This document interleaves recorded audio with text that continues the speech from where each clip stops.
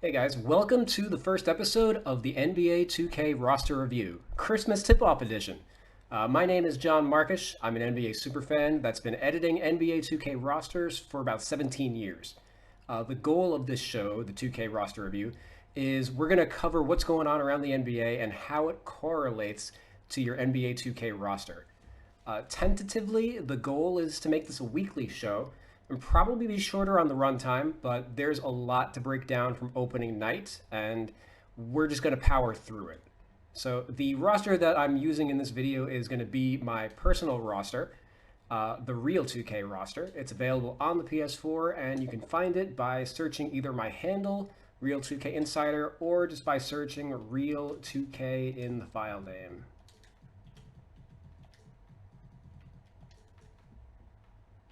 Okay. That one, that was not up to date, so we're going to use the local file.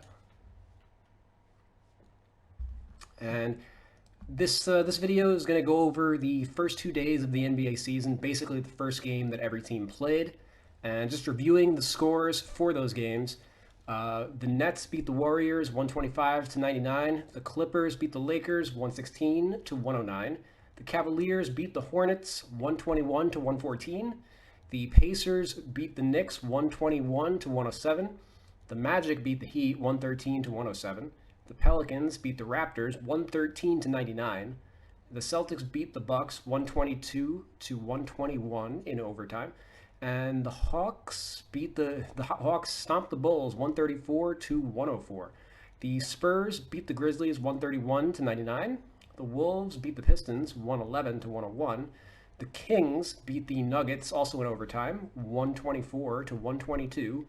The Jazz beat the Blazers 120 to 100. The Suns beat the Mavericks 106 to 102. And the Rockets and Thunder had their game postponed due to health and safety protocols. The Rockets couldn't field 8 healthy players in order to play an NBA game. So, my general observation from all those games is defense seems to be lagging behind to start the year, as only one team scored less than 100 points. That was the Raptors and the Warriors.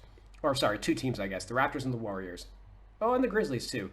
3 teams. Never mind. I can really count. But all 3 teams scored 99 points. So, offense right now is ahead of defense. That might be because the bubble was fairly recent, so teams are still in shape and ready to play. You know, that's something to keep an eye on. The teams also might be playing at a higher pace. That's also something to watch moving forward. Can't really tell off of just one game, but it's on the radar. So focusing first on the 76ers, Joel Embiid and Ben Simmons, they combined for 45 points and 23 rebounds in their first game. So nothing really notable there as far as ratings and stuff go. Just as a general note, it's probably going to be at least a month before I really make any type of rating changes, just because sample sizes and whatnot. And this year also might be a little wonky because players are going to be in and out of the lineup more frequently due to COVID and the condensed schedule. So I'm not really looking at like stats, especially for like star players who have a large sample size like Embiid and Simmons. But the main takeaway there is obviously they have a new coach and they both played well together, their top 2 players. So, no red flags is basically what I'm looking at there. Shake Milton, he came off the bench and had 19 points, 3 assists, 3 steals. He shot 6 for 11 from the field. He had a solid game. Doc Rivers was high on him coming into the year. He had a pretty Jamal Crawford-esque game, I would say. That's the player that Doc's kind of compared him to. Not really in terms of style, but in terms of effectiveness. Tobias Harris and Danny Green, on the other hand, combined for 12 points on 4 of 19 shooting, and that includes 0 for 8 on threes. So Milton was subbing for Green, and his on-off was plus 33, and Green was minus 27. The complexion of the game changed when he was in there, as the first unit basically got stomped by the Wizards in this game, and it was the second unit that really carried them. So that's something to keep in mind, because if the first unit continues to struggle, they probably will make a lineup change at some point. Something else I found interesting was Tyrese Maxey was the backup point guard for this game, and Furkan Korkmaz, he was subbing for for Seth Curry. So I might invert Milton and Korkmaz's positions if that trend keeps up. And the other notable was Matisse Thybulle was not in the rotation. He only played like the last 20 seconds of the game for defense purposes. So basically, he lost his spot to Maxey because they used Shake Milton as the backup shooting guard. So it's possible that if Danny Green continues to struggle, that Thibault might replace him in the starting lineup because they are kind of similar as like, offensively limited players that are good defenders. So that's all my notes for the Sixers. Moving on to the Bucks, they lost in overtime. Giannis missed a first. Jason Tatum hit an incredible shot over Giannis to take the lead. And then Giannis went to the line, hit the first, and then missed the second.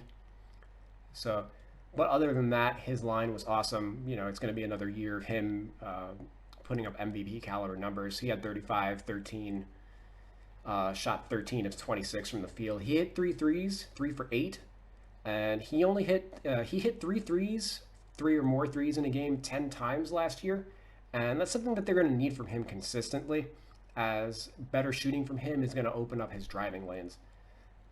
Chris Middleton, he had 27 points, 14 rebounds, 8 assists. He shot 10 of 20 from the field, 3 of 8 on threes. He's one of the most efficient players in the NBA, and he's picking up right where he left off, showing that last year wasn't a fluke. Drew Holiday, he's back at point guard. He scored 25 points. He had 6 rebounds and 3 assists. He shot 10 for 16 from the field. Really solid addition. And Dante DiVincenzo, he had 15, 5, and 3. Shot 6 for 11. Hit 3 of 4 from three-point range. And he was almost traded for Bogdan Bogdanovic. They had to cancel Ixnay on that, and they actually got a second-round pick taken away from them for their tampering transgressions there. But honestly, I think the Bucks dodged a bullet because DiVincenzo's pretty much as good as Bogdanovic, but he's significantly cheaper. He's still on his rookie contract, making only $3 million a year. And the Bucks, based on all the salary machinations that they did, they picked up Holiday and they gave the supermax to Giannis. They're pretty cash and cap strapped, so they need cheap contracts like that moving forward in order to stay competitive. Other notes from the game: the Bucks were without DJ Augustine, and it's probably a good reason why they lost. As on the other hand, on the other side, Jeff Teague went off for 19 points, whereas the entire Bucks bench only scored 12. They gave up their impressive depth during the offseason, letting a lot of guys, they opted not to sign a lot of guys. And this means that any injuries that they have, they're going to feel more. DJ Augustine, after Drew Holiday, they really don't have another true point guard on the roster. So they definitely felt the effects of that during this game. Bryn Forbes, he was checking in for Chris Middleton, but he also filled in for Drew for a stretch. I don't know about that. And they switched so I switched Pat Connaughton back to small forward to compensate, even though he was platooning with DiVincenzo. And Torrey Craig, he was a DNP coach's decision.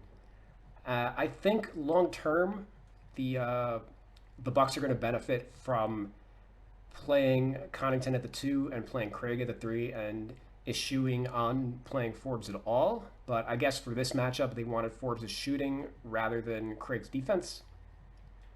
So that's those two guys are pretty much fighting for the last spot in the rotation. It's going to be matchup dependent. And the other minor note that I have is Sam Merrill actually logged backup point guard minutes, so I'm penciling him as the 3rd string for now. Moving on to the Bulls. They got crushed by 30, but it wasn't all bad. Lauri Markkanen, he had 21 points, 7 rebounds, and 4 assists. He shot 6 of 9 from the field, so 21 points on 9 shots, pretty damn good. 4 for 6 on threes, and 5 of 5 from the line.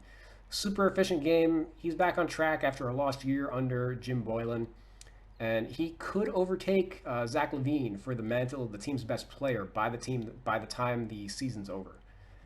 But the Bulls did get crushed by 30, and there are reasons why. Kobe White, he did not have a good game. 9 points, 7 assists, and he shot 2 of 11 from the field, 1 of 7 on threes. Pretty unfortunate, especially since he was matched up against Trae Young, who has been one of the worst, if not the worst, defensive point guard in the league his first 2 years in the league.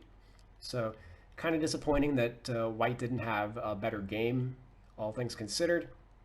But the major takeaway from him being a point guard is that his assists were up, and that should stick throughout the year. So his overall rating is gonna go up.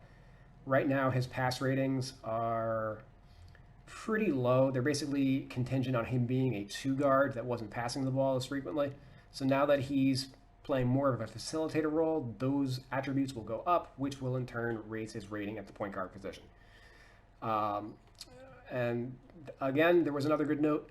Patrick Williams, the number 4 overall pick, he had 16 points and 4 rebounds, shot 5 of 11 from the field, 1 for 3 on threes, 5 of 6 from the line. He started over Otto Porter, and he had the best rookie debut this side of James Wiseman, who we'll get to later. The Bulls were questioned for this pick, but it looks great so far. And Otto Porter, it makes sense for him to come off the bench because the Bulls don't really have another scorer on the bench, so he's going to fill that role for them this year. It'll also hopefully keep him healthier, as he really hasn't been able to stay healthy for the Bulls since joining the team about 2 years ago. So I like that swap, and Williams probably in line to make the All-Rookie first team as long as that holds up. And he could be a contender for Rookie of the Year, but that would require him to outplay James Wiseman, which may or may not happen. So the other notes I have for the game, Chandler Hutchison was the backup power forward, so I switched his position. Thaddeus Young right now is sidelined with a leg infection, and I still have him as day-to-day, but that's a situation worth keeping an eye on. And he is 32 years old, so he may need extended time in order to get ready to play games. But yeah, they have a pretty thin front court otherwise. And Adam Akoka, he was the backup 2 guard in this game. Garrett Temple's out, and I guess Denzel Valentine was also out. I didn't see anything on the injury report for him, but Makoka was Levine's backup. And the only reason that that's even notable for me is because last year he was actually a power forward for the Bulls. He was their third string and ended up playing time there because Markkanen and Young had injuries during the year. So it's good to see him actually playing his natural position this year, given that he's on a 2-way contract and trying to make his spot in the league. So going to the Cavaliers, who actually won their game despite being without Kevin Love. And a lot of that had to do with the best game of Darius Garland's career. Darius Garland had an awful rookie season, but in this game, he had 22 points, 6 rebounds, 6 assists, 7 of 13 from the field, 4 of 8 on threes, 4 of 4 from the line. It's a career high in rebounds, and it was a point short of his career high. His rating is, I did say that I'm not going to focus too much on ratings for like the established players, but for a younger player who, especially one that had a dismal rookie season, if this kind of play keeps up for like, if he has 5 games like this, or even if like 4 of his 5 games are of this caliber, definitely somebody who's going to have their rating buffed probably like 3 to 4 points in the near future. Colin Sexton, he also had a good game. Wouldn't read a ton into it though, because they were playing against the Hornets, who have both of these teams have the smallest backcourts in the NBA. And Terry Rozier also went off in this game across from Sexton. So the matchup was kind of tailor-made for these guys. And he had 27 points and 5 assists. He was 9 of 16 from the field, 3 of 4 on threes, 6 of 9 from the line. But overall, regardless of who's defending him, it was a good performance. And the main notable was Dellavedova was in the concussion protocol, and Dante Exum, as usual, is sidelined by injury. So Sexton was getting the backup point guard minutes essentially. And that's something that'll probably continue. I don't expect these guys to be major rotation contributors. And there's also a trend in the NBA league wide. There's a lot of double point guard lineups, and they'll stagger them. The whoever starts the two guard will usually leave the game first, and then spell the point guard when they leave the game. So that's what Sexton did in this game, and his playmaking didn't look terrible. That's the biggest concern for him, is that he can be a little ball hoggy, but it was pretty good in this game. Isaac Okoro, he had 11 points, 3 rebounds, 5 assists, 4 or 5 from the field, 1 or 2 on threes, and he got the start over Cedi Osman, and he had a solid all-around game. And it makes sense to start him because he's a better defender than Osman, and obviously between Sexton and if Garland's going to play like that, they don't need offense in the starting lineup so much as they need defense. Plus, especially with the Cavs banged up, it made sense to have Osman be like the six-man scorer for this game. Whether or not that keeps up once everybody's healthy, we'll see. But pretty good game for Okoro. So Larry Nance, he got the start with Kevin Love sidelined. He had a great game: 13 points, 13 rebounds, 8 assists, 3 steals, 2 blocks, 5 and 9 from the field, 1 on threes. And his all-around line tonight was another reason why the Cavs won. Hopefully, this is the season they can move Love to a contender, but his contract, his contract and effectiveness might make that really difficult. Time will tell. And finally, Andre Drummond had 14 points, 14 rebounds, 4 assists, 5 turnovers. He shot 7 of 18 from the field. He was 0 for 1 on threes, and he didn't take a single free throw.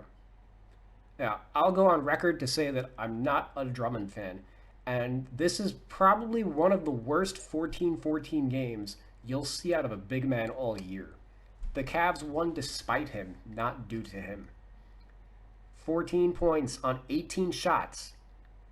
He's 6'10", 280 pounds, and he didn't take a single free throw. And I don't understand why he's got it in his head that, he should be taking threes.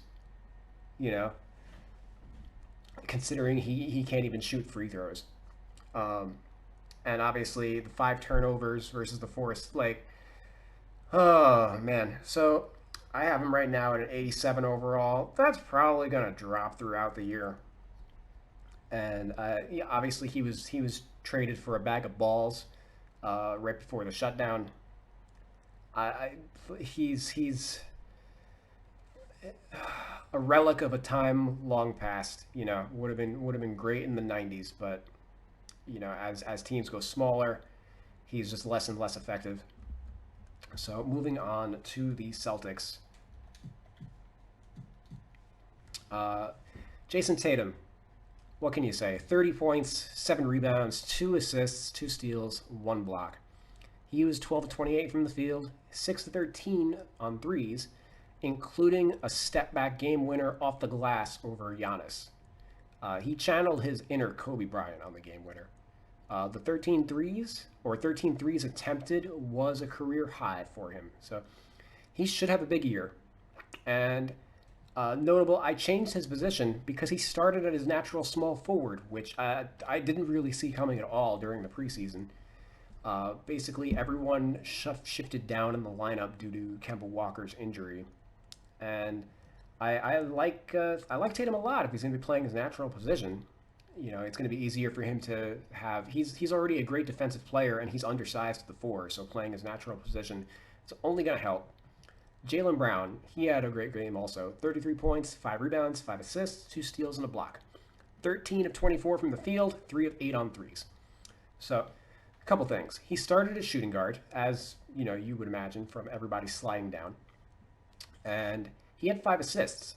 He didn't really do much playmaking the first couple of years of his career, and since the team added Gordon Hayward, he wasn't really asked to do that. So losing Gordon Hayward, I think that's actually addition by subtraction. It's going to unlock Brown's game as a playmaker, And he's probably in line for an all-star season, especially if Kemba misses extended time, which I think he will, because he's had knee issues for the last 2 years, and they've got him. He's still making like the max for another 2 or 3 years, and he's 30 years old. So he's also that age where when you're an undersized point guard, your game typically starts to slip a little bit. They're going to be super cautious with him, especially since they were cautious with him at the end of last year, and it didn't really work out. He still needed to miss time with his knee issues. So Daniel Tice, he started at power forward next to Tristan Thompson, and he actually hit 2 threes. So I'm not sure if this was a matchup thing because of Giannis, or if this is just something that the Celtics are going to rock with, as Tristan Thompson and Daniel Tice are obviously there's not a ton of talent behind these two guys, and it makes sense that they're not. The Celtics aren't terribly deep on the wing either with their injuries that they have. So if depth is an issue, yeah, it makes sense to kind of slide everybody down. But that's worth keeping an eye on to see if that lineup change holds up, because Tice spent most of his career at center, but was effective as a four here. So we'll see. He is one of the more undersized fives in the league, so definitely helpful switching him over there. Marcus Smart, he started at point guard, so I changed his position. I've had him at two guard for the last couple of years, but with Kemba Walker out, you need to do that in order for the computer to start him when you rebuild the rotation. So once Kemba's healthy, I'll probably switch him back. We'll see. And he still played a decent amount of shooting guard with Jeff Teague. And as I mentioned previously, Jeff Teague had 19 points, 4 assists, 7 of 15 from the field, 4 of 4 on threes in 25 minutes in his debut. He played better than really anybody expected. We'll see if that holds up. I don't expect him to be a paragon of consistency, but we'll see. Moving on to the Clippers. Not a ton of notes for them. Paul George and Kawhi Leonard combined for 59 points, including 13 of 18 shooting for Paul George. And they needed this performance after coming up lame in Game 7 and the resulting offseason fallout. So glad to see that they took things serious, especially for Paul George after he spent most of the last 2 months deflecting blame. He needs to have a great year in order to keep the bullseye off his back. And Nick Batum, he started at power forward, and he's ahead of Pat Patterson on the depth chart. So I switched his position. And it makes sense because even though the Clippers don't really have like a backup small forward here, as you can see, like Paul George is essentially the backup small forward on this team, as he'll shift over when Luke Kennard comes in. So similar to how teams that run double point guard lineups usually stagger them, the Clippers basically do the same thing. They start the Kawhi and George and then stagger them for the rest of the game. So going on to the Grizzlies, no real notes here either. Ja Morant had 44 points and 9 assists. He was 18 of 27 from the field, 1 of 2 on threes, 7 8 8 from the line. Those are Westbrook numbers, and he's probably going to have lots of nights like this, especially with Jaren Jackson Jr. sidelined. He had 44 of the team's 109 points, so had a really high usage rate. And the only other notes are Grayson Allen started at the 2 guard, shifting Dillon Brooks to the 3. Brooks was the starter last year at the 2, but Grayson Allen Grayson Allen didn't start in a game at all last year, but then started all of the preseason games. So that change held up into the regular season.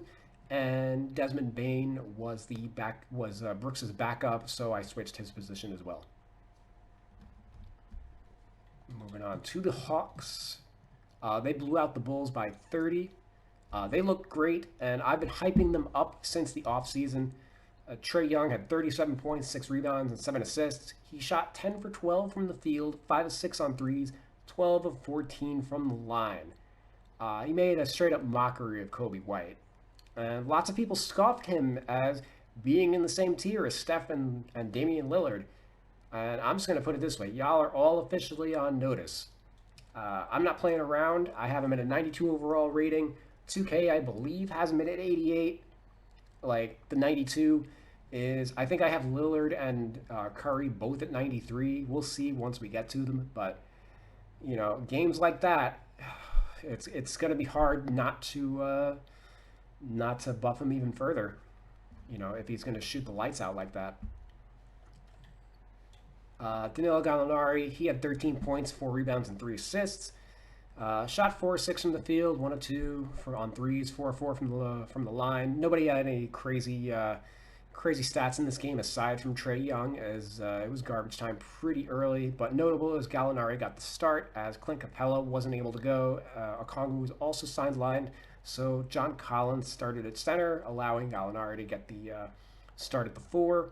And the other resulting fallout of that is Bogdan Bogdanovic. Instead of starting, he came off the bench to kind of lead the second unit. Rajon Rondo was also sidelined, so the Hawks barely fielded the team themselves, but they still won by 30, which is crazy. And so I shifted his position to the 3 because Cam Reddish, he started at the 2. And I actually like Reddish as the starter. I wouldn't even mind if Bogdanovic just came off the bench for the entire year, because they're not lacking for offense in the first unit with Trae Young. They need a good defensive player alongside him. My fear is if they start Bogdanovic and Trae Young, they're not going to be good enough defensively. But overall, great game for the Hawks. And speaking of Reddish and DeAndre Hunter, they combined for 26 points on 11 of 17 shooting. They were awful to start last season, so it's nice to see them playing well early. If one of those guys takes a leap, this team is scary good. So moving on to the Heat. The big story for them is Tyler Hero, I should say, started at point guard. 13 points, 6 rebounds, 4 assists. He was 6-14 from the field, 1 of 5 on threes. Stats or whatever, but he started at point guard. Not a surprise after everything that he did in the bubble. The Heat went with Kendrick Nunn as a starter last year, who's likewise more of a shooting guard like Hero. So Jimmy Butler is really the primary playmaker in the starting lineup anyway. So it would make sense that they would play 2 guards next to him. And Bam's also a good playmaker. So Hero's a point guard in name only. He's still going to be looking to primarily score, I think, when he's in the starting lineup. But Goran Dragic, he's an actual point guard. And he had a great game, resuming his 6-man role.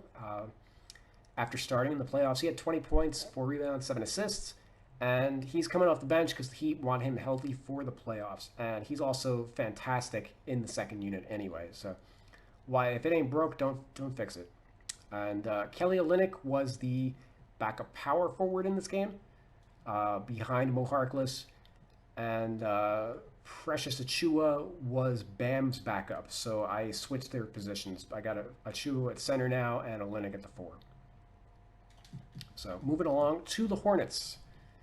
As we mentioned, they didn't get crushed. They lost to the Cavs. But Terry Rozier had a great game, 42 points, 3 rebounds, 2 assists. He shot 15 of 23 from the field, 10 of 16 on threes. So the main takeaway is, aside from him having the 42-point game, he only had 2 assists. And Lonzo Ball, he's going to get the most of the reserve point guard minutes this year. So Rozier, last year, he was essentially the backup point guard. We're talking about the double point guard stagger lineups. That's not going to be the case this year. So he's going to be a scorer a lot more frequently than he would have been last year. So I expect his assist numbers to go down a little bit. Not that they were great to begin with, but I think he's definitely going to average more points as a result of this. And speaking of LaMelo Ball, I might have called him Lonzo before, but LaMelo Ball, He did not have a good debut. 0 points, 3 assists, 2 steals, and he had 3 turnovers in 16 minutes. He was 0 for 5 from the field and missed 3 threes. So obviously not a great debut. He's going to be up and down all year, and anyone projecting him for Rookie of the Year might want to hold off on that. He's good for a flashy play here and there, but consistency is going to be a major issue.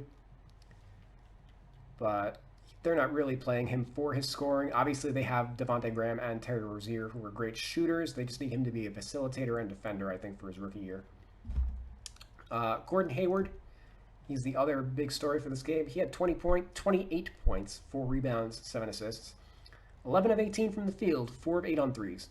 Hayward's looking to recapture his Utah Jazz form and make the All-Star team. More games like this will have him in the same tier as like a Chris Middleton and a Brandon Ingram, as opposed to right now he's rated for more of like a complementary role that he filled with the Celtics. So I would anticipate that if he has more games like that, basically his overall rating will go up to like an 88, 89, maybe even a 90. That might be pushing it a little bit, but we'll see. And the other takeaway from the game is Cody Zeller. He fractured his hand. He's out 4 to 6 weeks. And he's similar to Gordon Hayward in that he really hasn't been able to stay healthy.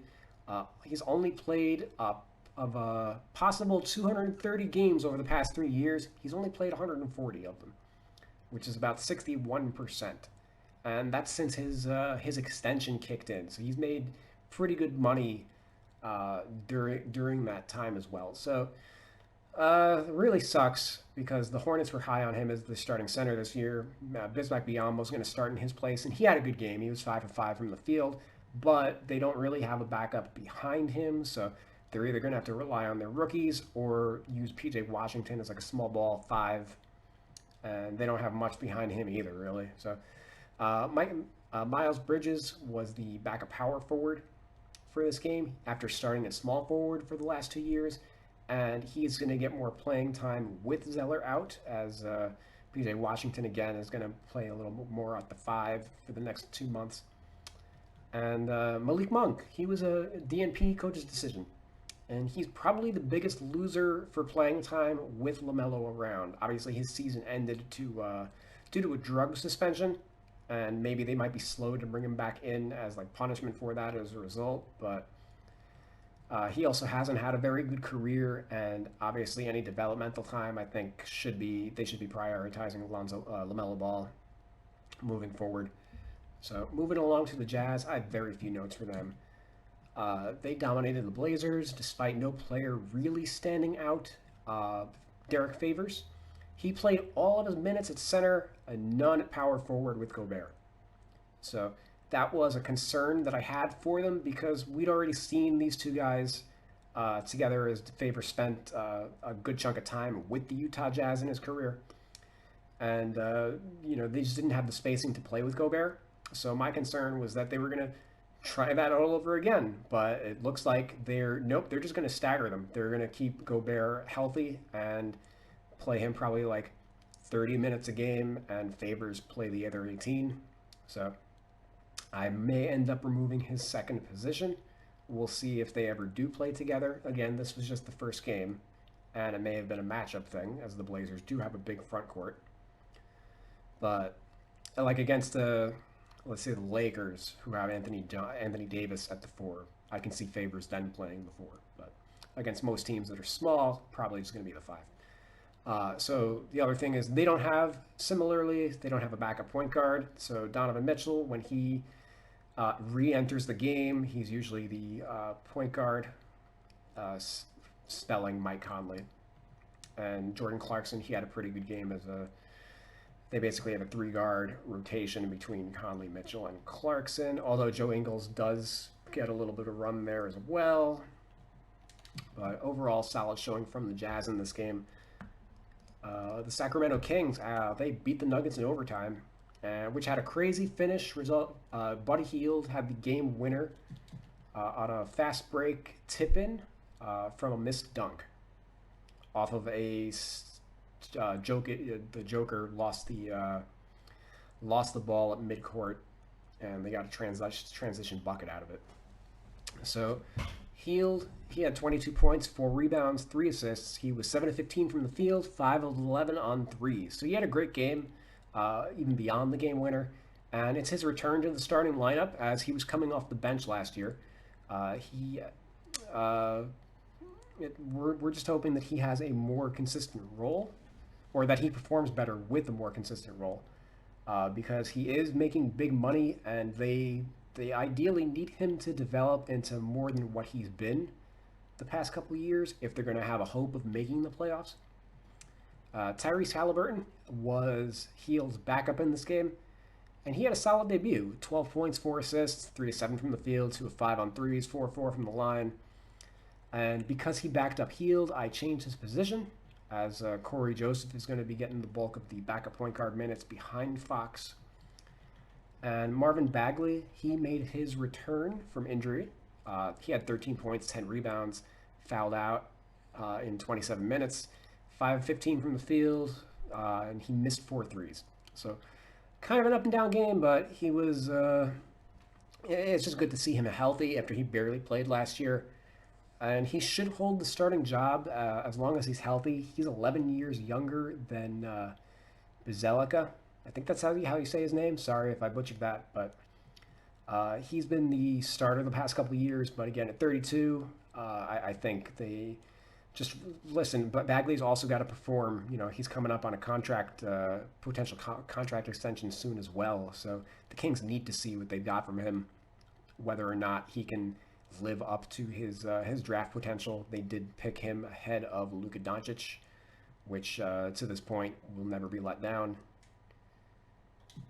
So moving along to the Knicks, and they had some interesting developments. R.J. Barrett, he has been much maligned by me. He was awful as a rookie. He did not make the all-rookie team, but he had a great inaugural game. 26 points, 8 rebounds, 5 assists, 1 turnover. 11 of 15 from the field, 3 of 3 on threes, 1 of 2 from the line. He was 1 point off his career high. So he's a small forward this year, which takes advantage of his rebounding. And he shot the ball really well in this one, obviously, after he shot like 40% from the field last year. And his first 2 shots were threes, which I think opened things up for him in the paint. And Alec Burks, he also had a good game, 22 points, 6 of 12. 2 of 4 on threes, 8 of 9 from the line. And the Knicks didn't really have a 6-man at all last year, so this performance was a welcome sight. Beyond those 2 guys, though, the game was a mess for the Knicks. Julius Randle had 17 points, 9 rebounds, 9 assists. He had 5 turnovers as well. Shot 7 of 15 from the field, 0 of 2 on threes, 3 of 4 from the line. He was trying to force the triple-double in the second half, and he didn't really get there. And also got in foul trouble, and like the team kind of fell apart after that. But he's on the Andre Drummond list of the stats don't matter. He's just terrible. Reggie Bullock, he started too, which makes sense since they just need shooting around Barrett and Randall, so it makes sense to have like a lower usage guy rather than starting Burks. Austin Rivers is sidelined right now with the strained groin, and Emmanuel Quickly, he ended up winning the backup point guard job in preseason somehow. Despite not playing a point guard at all during college, he was basically like a Eddie House type of microwave shooting guard. They had a 3-guard alignment in Kentucky. So he played point guard ahead of Frank Ntilikina, which is wild, because you would think that Ntilikina would be right up Thibodeau's alley.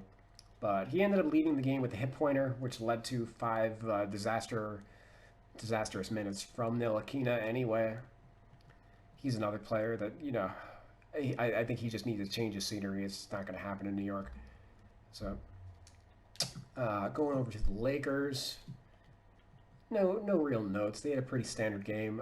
Dennis Schroeder, he started pushing LeBron back to small forward. LeBron basically started most of the last year at point guard, but Schroeder wanted to start, so here he is. Kuzma was LeBron's backup in this game, so we shifted him to small forward as they ran with Markieff Morris as Davis's backup. And Montrezl Harrell, he had 17 points and 10 rebounds, and he looked like his pre-bubble self. So here's hoping that he's back to normal and he can have a six-man caliber year. And I think he played 32 or 34 minutes in this one. Marcus Gasol only played like 12 minutes. He's going to have a limited role, similar to what JaVale McGee had last year. So Harrell's going to have a ton of opportunity. Might even get more minutes than he played with the Clippers. I think he played only like 26 a game with the Clippers. So going over to the Magic, not a ton of notes here. They have a pretty straightforward roster. Cole Anthony was the backup point guard, which pushed Michael Carter-Williams to the 2. And Chuma Okeke, he made his debut after missing the last 18 months due to injury. He was the backup power forward. 2K has him at small forward for God knows whatever reason. But he's the backup right now. Al-Farouq Amino's still sidelined without a timetable. Mo Bamba's still sidelined right now, recovering from like COVID symptoms or whatever. And Jonathan Isaac is out for the season with the torn ACL. So the Magic are already a little banged up to start the year compared to other teams.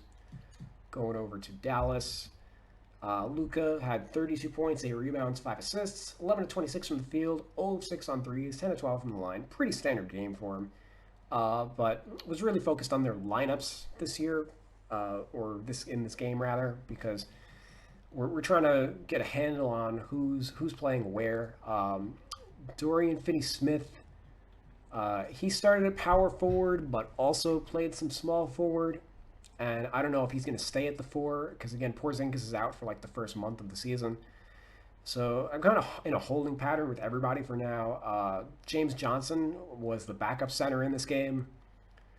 Jalen Brunson and Trey Burke played together at the same time, which never happened last year because Brunson missed the bubble. He had surgery, and they signed Trey Burke basically as an injury replacement. So they played these two guys together. I put Brunson as... I gave him the secondary position shooting guard, but that might end up going to Burke because I think Burke is going to fill like the role similar to what Seth Curry filled last year, which is something that he's never done before. He's not really a catch and shoot type player. He's more of a break you down off the dribble type of player. But obviously this is all made possible by Luka. Like he starts at point guard, but then he shifts up to the 3 during the game. So they're still able to play 2 other point guards a decent chunk of minutes as a result. And I'm still getting a feel for whether or not Tim Hardaway and Josh Richardson are the 3 and the 4. I might be switching them throughout the year. And Kleba was a power forward in this game also. Last year I would have counted him as... Actually, last year I would have counted Dwight Powell as a 4 and Porzingis as a 5, but I'm inverting them this year based on Powell starting at the 5. And Kleba was backing up Finney-Smith in this game. So, going over to the Nets. They killed the Warriors, and they looked great. Kevin Durant, he's back. He had 22 points, 5 rebounds, 3 assists, 3 steals, and a block. 7 to 16 from the field, 1 of 2 on threes, 7 to 7 from the line. He looked fluid, and he's a highly skilled player, and his size also should mitigate any loss of athleticism that he suffers as a result of his torn Achilles.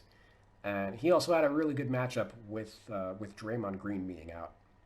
So there is that to consider, but you know, I think anybody who thought that Durant was going to fall off the map was really kidding themselves, really.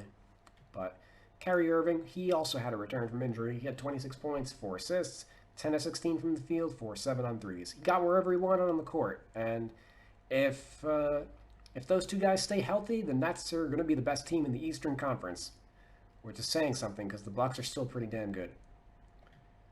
Caris LeVert, he's going to be a big reason why they're the best team in the East, because the Bucks don't have a bench this year, and the Nets do.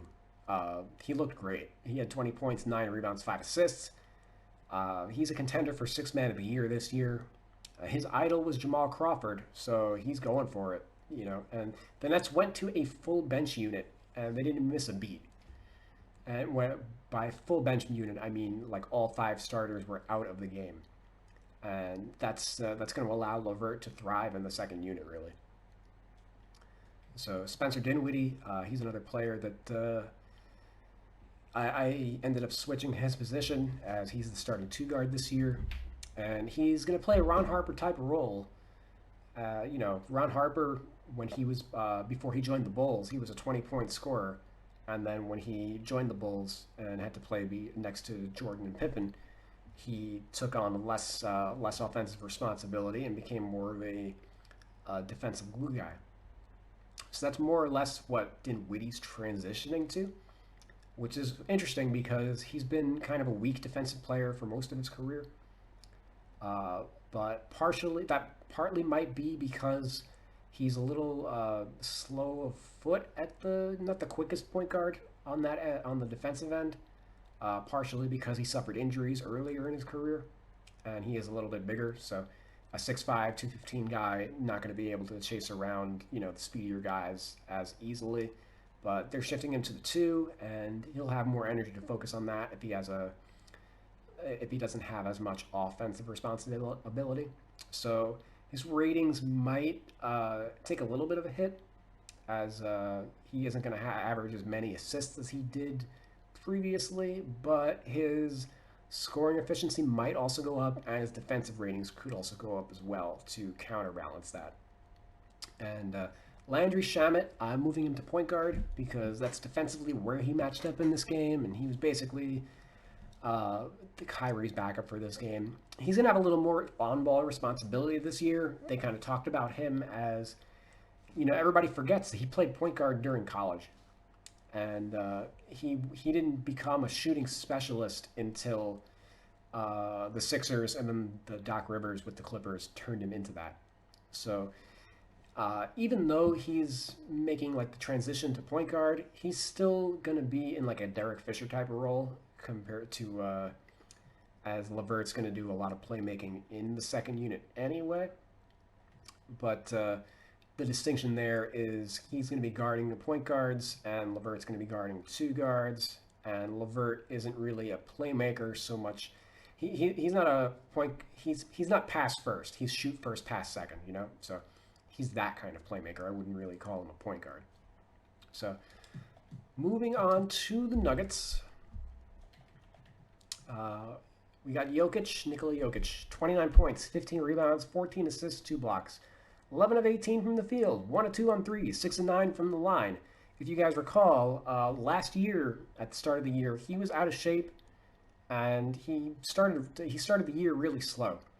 But because the bubble was so recent, that probably helped a lot with his early season conditioning. And I'm expecting him to run ramshot over the league. He's the best center in the NBA. No question. I'll take him over Joel Embiid any day of the week. Michael Porter Jr., where is he? He had a great game. 24 points, 5 rebounds, 2 assists, 2 steals, 3 blocks. 9 of 15 from the field, 3 of 7 on threes, 3 of 3 from the line. He's probably the early favorite for most improved player. And it's going to be interesting to see how the Nuggets are able to counterbalance having Joker, Porter, and Jamal Murray in the starting unit, as there are a lot of shots and only one ball, but I'm sure that they'll probably be able to make it work. There's enough playmaking to go around. And Will Barton, he made his return as his first game action in 9 months, as he missed the bubble with injury. He had 16 points, 4 assists, 2 steals, 7 of 16 from the field, 1 of 3 on threes. He was at point guard in overtime after Jamal Murray fouled out in regulation. So that is slightly worth noting because Monte Morris, I switched his position to the 2 as that's where he's playing. He was Gary Harris's backup for this game because they're running Campazzo as Murray's backup. They like Campazzo a lot, and he's probably the best passer on the roster, and we probably might see lineups with him and Jamal Murray at some point, but oh, I'm sorry. There's one more note for the Nuggets. PJ Dozier, or Dozer. I don't remember exactly how to say his name.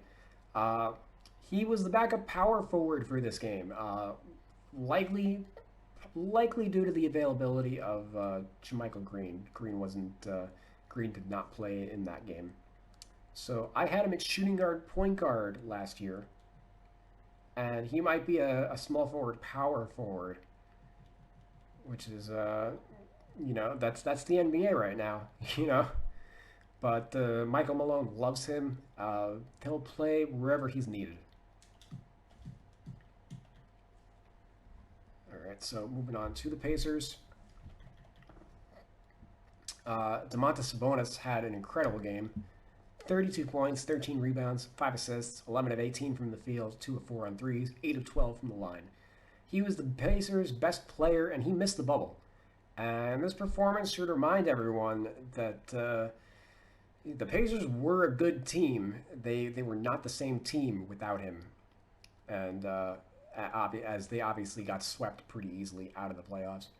Sabonis cooked Julius Randle all night on both ends. He's basically everything that the Knicks wish Randle was. Like, you know, he's great in the pick and roll. He's a good shooter.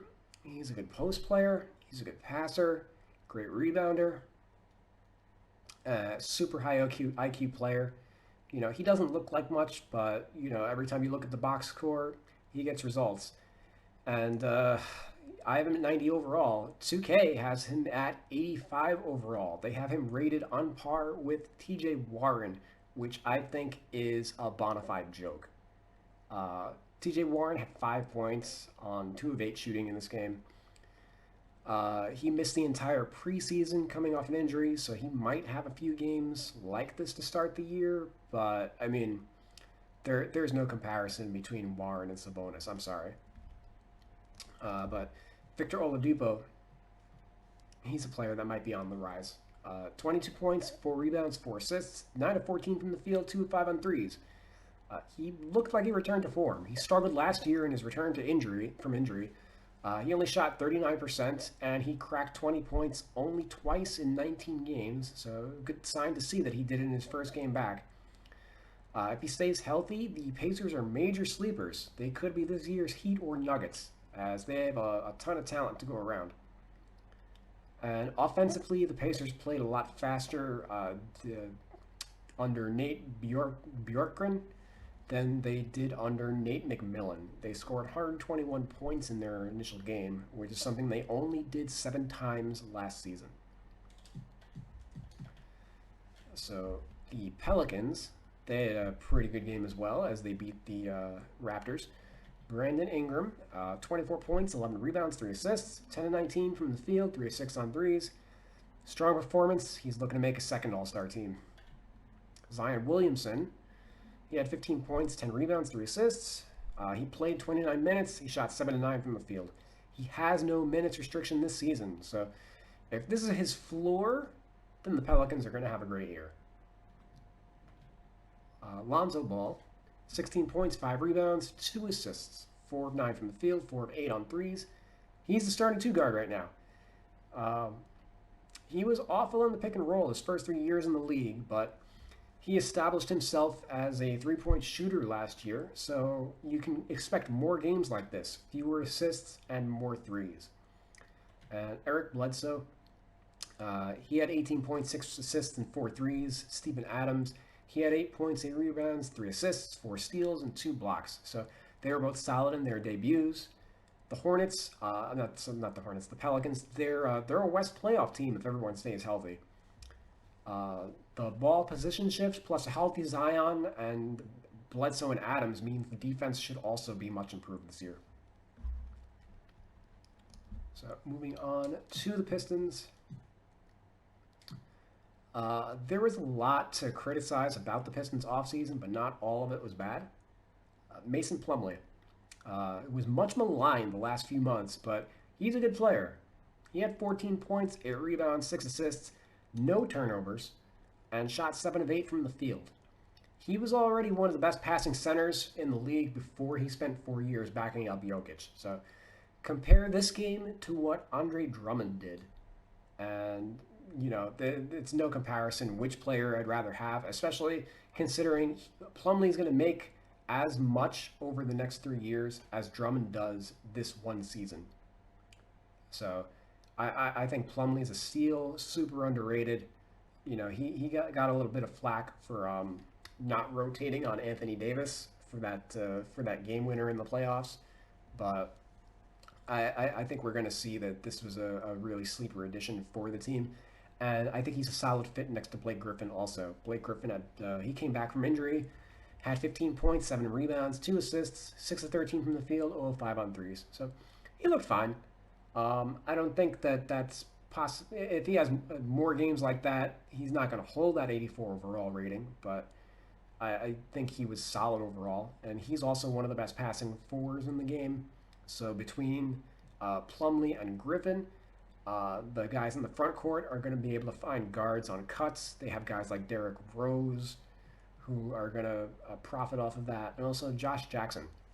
Josh Jackson had a great game, 19 points, 6 rebounds, and 2 assists, 8 of 14 from the field, 3 of 7 on threes. He was the backup shooting guard in this game, and it's possible that he overtakes Delon Wright with more of these performances. Former lottery pick, but he salvaged his career with the Grizzlies last year, even spending a lot of time in the G League. And he was probably the most under-radar signing of the offseason. So between Jackson and Plumlee, those were the 2 moves that I did like for Detroit, even though there were probably a lot of people that still hated them. So going over to the Raptors, not too many notes. Siakam had 20 points, 6 rebounds, 6 assists, 8 of 17 from the field, 3 of 7 on threes. He spent some time at center in this game, so that's where the loss of Gasol and Ibaka is going to be felt. They're thinner in the front court, and that's not a Chris Boucher pun. 2021 ceiling is capped by the team's ceiling in 2021 is capped by how much more Siakam can improve. And Kyle Lowry, he was solid in this game. 18 points, 10 assists, 7 of 15 from the field, 4 of 9 on threes. And I'm slotting him at point guard as Fred Van Vliet was off the ball in this one.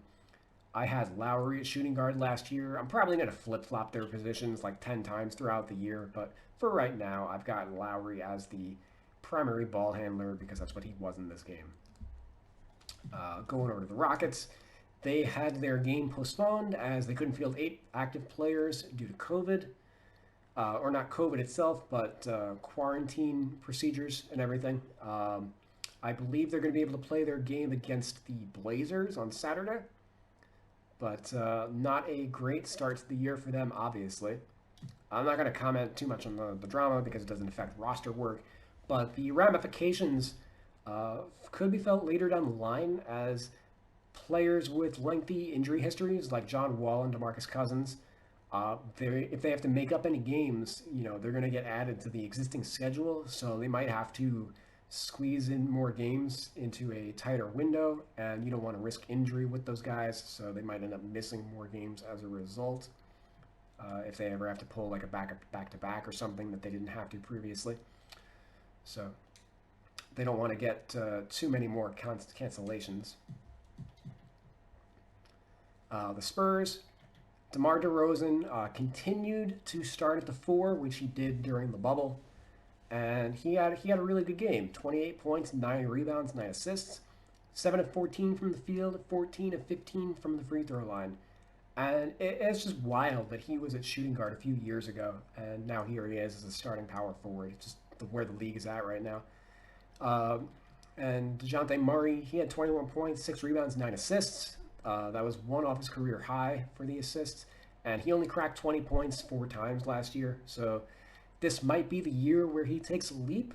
As he was last year, he was coming off of the ACL tear, so that's basically your recovery year when you're coming back from a major injury like that. So this might be the year where he experiences some growth, and the Spurs definitely could use it because they missed the playoffs last year, and they don't really have a ton else going for them as DeRozan and Aldridge are on the downside of their careers. Although they do have other young players that are worth keeping an eye on. Lonnie Walker and Keldon Johnson started, and they combined for 32 points on 11 and 19 shooting and 4 of 7 on threes. So the Spurs do have some tools for the youth movement that they're eventually going to embark on.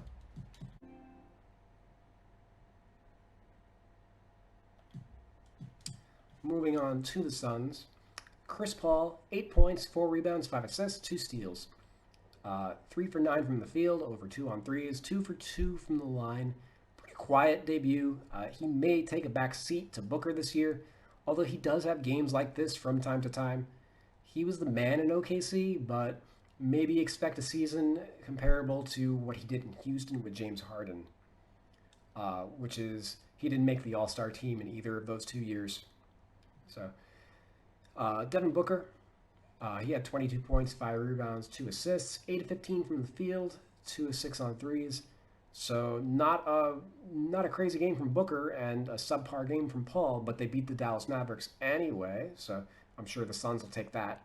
Other notes are Sarge was out, so Cam Johnson was the backup power forward. I'm not sure if that's going to continue. If that does continue, it means that Sarge is getting the backup 5 minutes, so I'll probably change his position then. But for now, I've got Cam at the 3. And Langston Galloway was the backup 3 also in this game, which is wild to think about, given that he's 6'1", 200. But the wing has gotten smaller across the NBA. Basically the Seth Curry effect. The Thunder, they were the Rockets' opponent, so they had the game postponed, but they aren't dealing with any COVID tracing or anything, so they should be good to go on their next one. The Timberwolves, Cat had 22 points, 11 rebounds, 7 assists. Pretty standard game for him. It's said that he focused on his defense this year, which the Wolves will need, as they are not lacking for offensive firepower on this team. D'Angelo Russell, he had 18 points, 5 rebounds, 4 assists. He came off the bench for this game, which raised my spidey sense.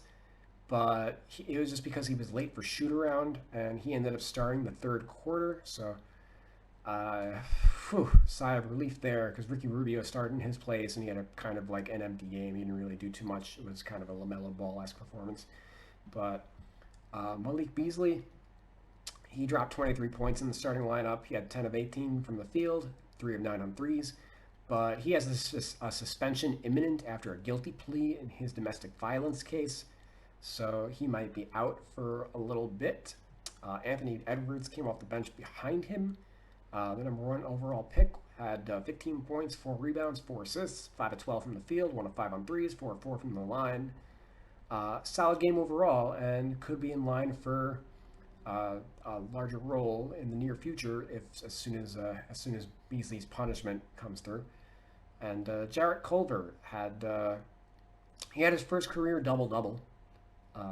He's coming off an awful rookie season, so that's a good sign that he was able to stem that right away in the first game. And Jake Layman and Juan Hernan Gomez combined for 0 of 8 shooting.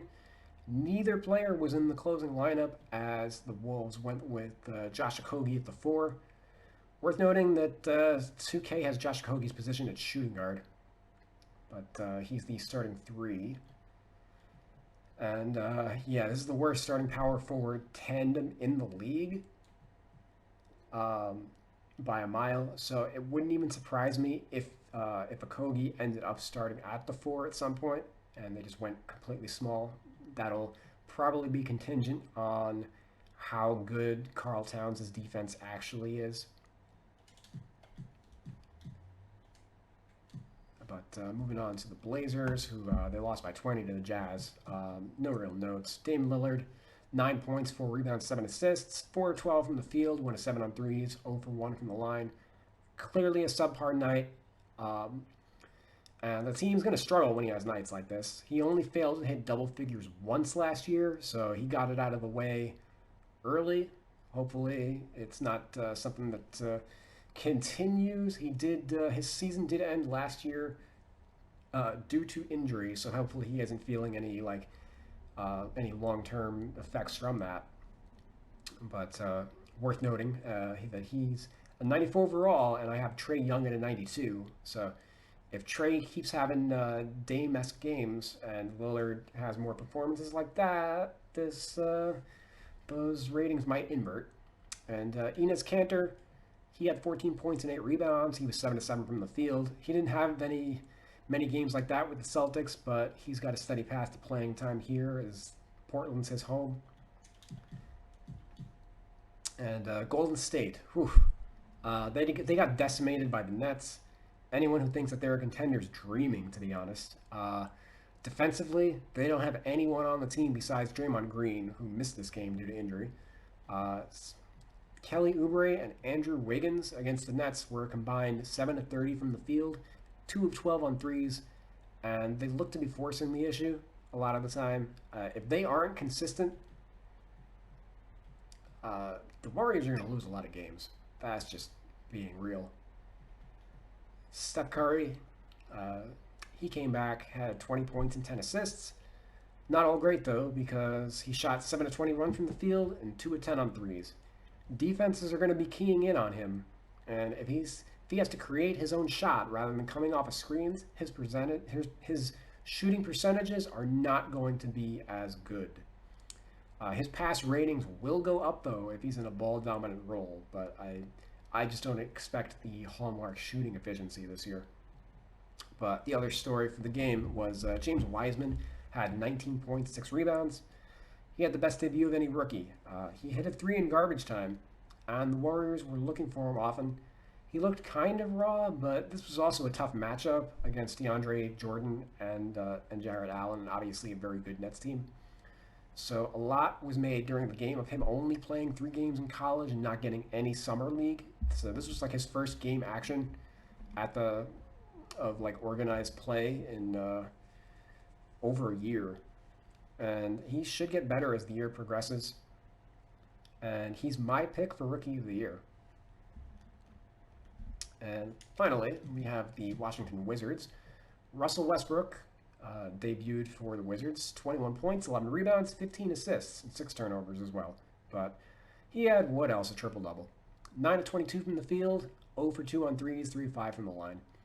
21 points on 22 shots, so this wasn't as great of a game as it sounds on paper, but it's good to see that him and Bradley Beal can play together. Beal had 31 points and 3 assists.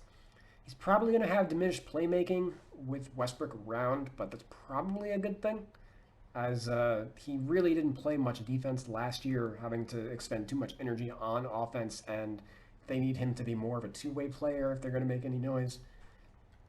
Denny Advia, he got the start at the 4 with Hashimura sidelined for the next few weeks. He's a better shooter than Hashimura, so I personally think that pairs better with the star backcourt, and that should probably hold court and make Hashimura the 6th man when he comes back, but I digress. And my other note from this game was the Wizards had some triple point guard lineups of Westbrook, Ish Smith, and Raul Neto, along with Troy Brown and Robin Lopez. And so just to review that, that's Westbrook, Smith, Raul Neto, Troy Brown, and then Robin Lopez. That just makes me want to vomit. That's the garbage man's version of Rocket Ball. You know, both times that they went to this during the game, they got killed. NATO was minus 14 in 10 minutes. So the lineup was trash. Westbrook was effectively the power forward in these lineups, but they also went to them while they were playing against the Sixers, and that would have made sense if they did it when Ben Simmons was in the game, since he's basically a power forward at point guard. But they did it when Simmons was out of the lineup. I just don't get it. Like, Smith, NATO, Troy Brown, Robin Lopez, like, these guys all technically can shoot, but none of them is any good at it, or none. I wouldn't consider any of them like a shooting specialist. So it was just a garbage version of the small ball that the Rockets did last year. I really hope they don't go to that lineup very often, because it was no good. But if they do go to it, so right now I have Westbrook's second position as power forward. I hope that doesn't maintain. That is terrible. But anyway, that finally wraps it up for this edition of the 2K roster review. I think this exceeded an hour, but not every episode is gonna be this long. This was just a super deep dive because it was our first game action of the year. So there was a lot to unpack with this. I'm hoping to keep the next episode well under an hour, but if you liked this content, hit that like button, please. Leave a comment and subscribe so you don't miss any 2K roster content. This is John Markish, your real 2K insider, signing off. Enjoy the rest of your holiday, and I'm going to record another one of these covering the Christmas Day games. So have a good day, have a good night.